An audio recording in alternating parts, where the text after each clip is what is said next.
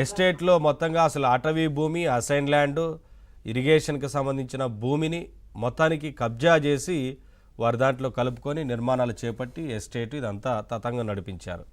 సరే, ఆ తర్వాత ఉప ముఖ్యమంత్రి సీరియస్ అవ్వడం, ఏం జరిగిందో ఆదేశించడం, అధికారులను విచారణకు ఆదేశించడం, విచారణలో తేలింది. ఇవాళైతే అటవీశాఖ భూములు ఏదైతే ఆ భూములు ఉన్నాయో వాటిని స్వాధీనం చేసుకుని హెచ్చరిక బోర్డు కూడా పెట్టారు. అంటే ఎలా చూడాలి సార్ ఇదంతా ఎపిసోడ్ని, ఏం చెప్తారు?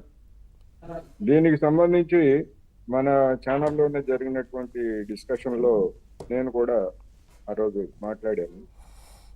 అధికారులు వెళ్ళినప్పుడు, మీడియాలో వచ్చినటువంటి వార్తల మీద అధికారులు వెళ్ళినప్పుడు ఇవంతా మా భూములే అని చెప్పేసి సర్వేను కూడా, అంటే ప్రాథమిక పరిశీలనను కూడా సజ్జల కుటుంబ సభ్యులు ఆ రోజు అడ్డుకున్నారని వచ్చినటువంటి దాని గురించి కూడా మాట్లాడు.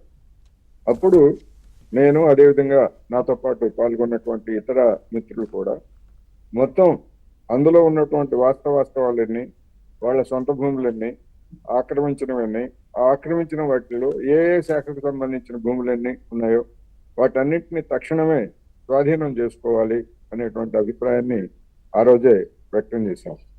ఇప్పుడు మన మిత్రులు చెప్తున్నట్టుగా లేదా అధికారులు ప్రకటించినట్టుగా అందులో ఆక్రమణ ఉన్నది అనేటువంటిది స్పష్టంగా తేలింది. ఆక్రమణ ఉన్నదనేటువంటి తేలిన తర్వాత ఇమీడియట్ గా చేయాల్సిన పని ఏంటంటే దాన్ని ప్రభుత్వం స్వాధీనం చేసుకొని స్వాధీనంలోకి తెచ్చుకోవాలి. ఆ మేరకు బోర్డులు పెట్టడం ఇవన్నీ అందరికీ తెలిసినటువంటి ప్రక్రియ.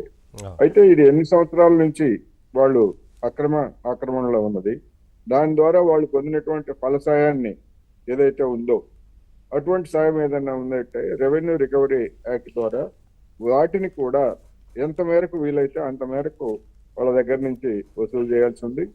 ఈ ఆక్రమణకు గాను ఇప్పుడు మిగతా భూ ఆక్రమణదారుల మీద ఏ విధమైనటువంటి చట్టపరమైనటువంటి చర్యలు, క్రిమినల్ చర్యలు కానీ ఇట్లాంటివన్నీ కూడా ప్రభుత్వ భూమిని లేదా అటవీ భూమిని ఆక్రమించినటువంటి వాళ్ళ మీద, మిగతా సామాన్య జనం మీద కూడా కొన్ని సందర్భాల్లో కేసులు పెట్టినటువంటి ఉన్నాయి.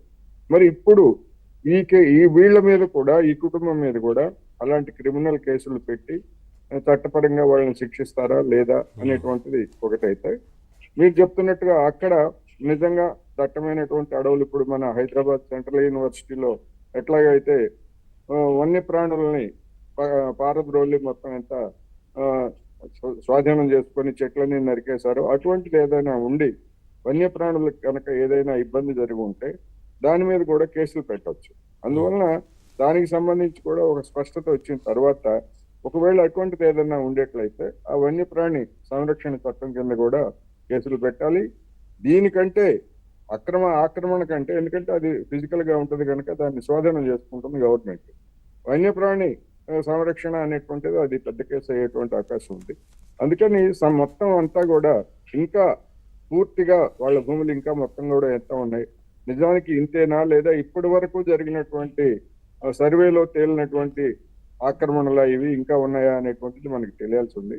ఏమైనప్పటికీ ఇది ఒక మంచి చర్య, దీన్ని స్వాగతించాల్సిందే.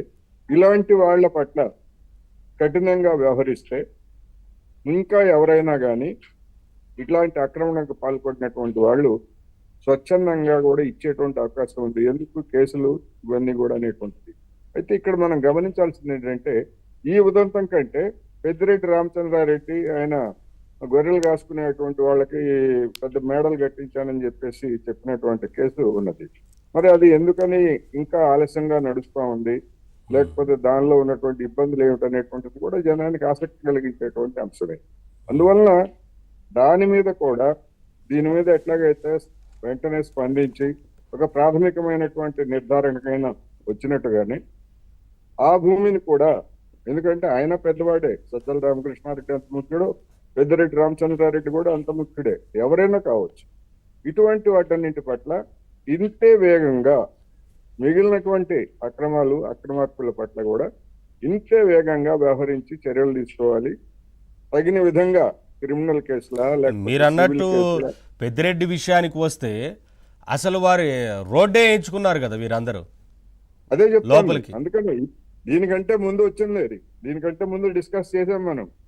ఎందుకు మేడగట్టామంటే గొర్రెలు కాసుకునే వాళ్ళ కోసం, సంరక్షణ కోసం అని చెప్పాడని, ఇవన్నీ కూడా హాస్యాస్పదమైనటువంటి సాకులు అనుకోండి అవన్నీ. అందుకని అది కూడా ఏమైంది, ఎందుకంటే ఇవాళ రాష్ట్రంలో ఉన్నటువంటి పరిస్థితిని చూసినప్పుడు ఏమవుతుంది ఎప్పటికప్పుడు ఏమవుతుంది అనేటువంటి ఆసక్తి పెరుగుతా ఉంది. అందుకని ఆ పెరిగిన దానికి అనుగుణంగా ఈ దర్యాప్తులు లేదా వాటి మీద చర్యలు గనక వేగంగా గనక లేకపోయేట్లయితే జనంలో నిరుత్సాహపడేటువంటి అవకాశం కూడా ఉంది గనక ఇప్పటికైనా దీన్ని ఎంత వేగంగా చేశారో మిగిలినటువంటి విషయాలను కూడా అంతే వేగంగా చేయాలి, చర్యలు తీసుకోవాలనేది నేను ఈ సందర్భంగా చెప్పదలుచుకున్నాను. అవును, మీరు అన్నట్టు పెద్దిరెడ్డి మీద వారి మీద చాలా ఫిర్యాదులు వచ్చాయి. వేల సంఖ్యలో అక్కడికి వచ్చి బాధితులే ఫిర్యాదు చేసిన సందర్భం ఉంది. దాని మీద కూడా ప్రభుత్వం ఆల్రెడీ మరి చెప్తా ఉన్నారు, విచారిస్తున్నాము, చాలా వేల కొద్దీ ఫిర్యాదులు వస్తున్నాయి. కాబట్టి సురేంద్ర నాయుడు గారు ఏం చెప్తారండి, అంటే అటవీ కంచే చేను మేసిన చందంగా మొత్తం అసలు